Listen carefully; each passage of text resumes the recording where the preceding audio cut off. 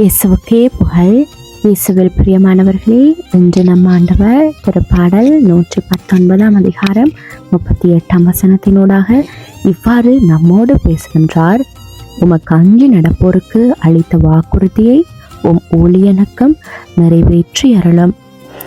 புதிய நாளின் விடியல்ல ஆண்டவருடைய புதிய கிருபையும் புதிய நம்பிக்கையும் நமக்கு இன்றைக்கு நினைவூட்டுவது. இன்றைக்கு நாங்கள் கண்வழிக்கிற இந்த நேரத்தில் ஆண்டவர் நமக்கு கொடுத்த இந்த வார்த்தை எங்களுடைய இருதயத்தின் சுபமாக மாற வேண்டும். உமக்கு அஞ்சு நடப்போருக்கு அளித்த வாக்குறுதியை உம் ஊழியனுக்கும் நிறைவேற்றி அருளும் என்று அன்று திருப்பாடல்ல எழுதியிருந்தது போல இன்றைக்கும் எங்கள் ஒவ்வொருவருக்கும் அந்த வார்த்தை மீண்டுமாக நினைவுபடுத்துகிறது.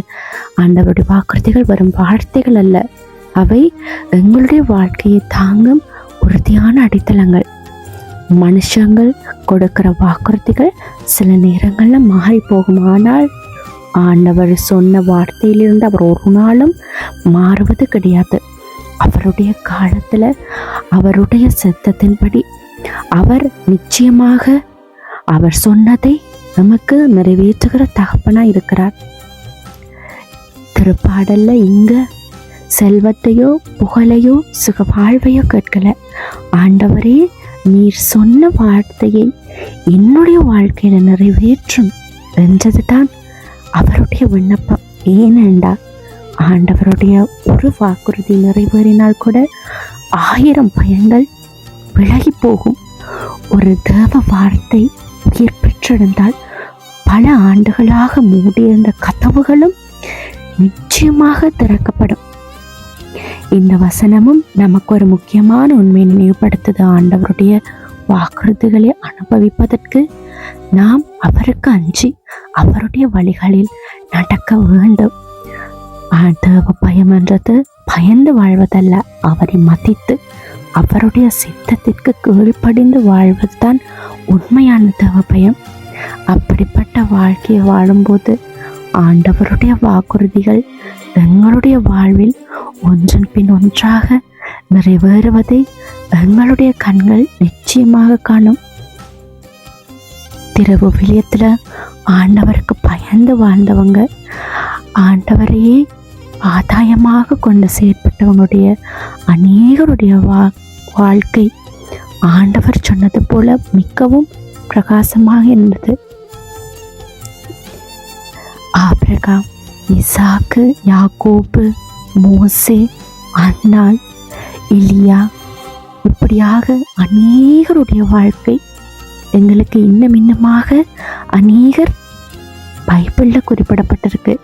அவங்க எல்லாருமே கடவுளுக்கு பணிந்து நடந்தாங்க, தேவ பக்தி உடையவர்களாக இருந்தாங்க. அவர்களுடைய ஒவ்வொரு விண்ணப்பத்தையும் ஒவ்வொரு வேண்டுதல்களையும் ஆசைகளையும் அவர் நிறைவேற்றினார். காரணம், அவங்க கடவுளுக்கு உண்மையா இருந்தபடியால.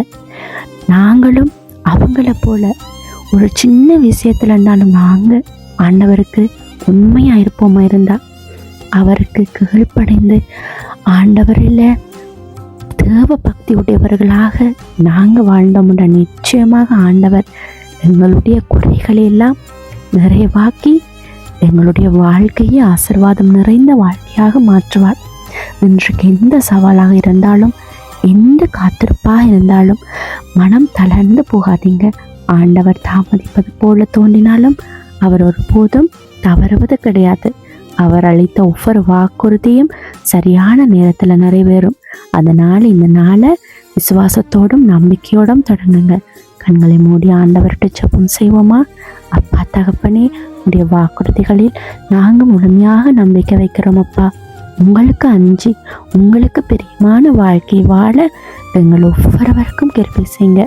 எங்களுடைய வாழ்க்கைக்காக நீங்கள் கூறிய நன்மையான வார்த்தைகள் அனைத்தும் உங்களோட நேரத்தில் எங்களுடைய வாழ்க்கையில நிறைவேறட்டும். இன்றைக்கு முழுவதும் எங்களுடைய அடிகளை வழிநடத்தி எங்களுடைய இருதயத்தை சமாதானத்தாலும் நம்பிக்கையாலும் நிரப்புவீராக. ஆமேன்.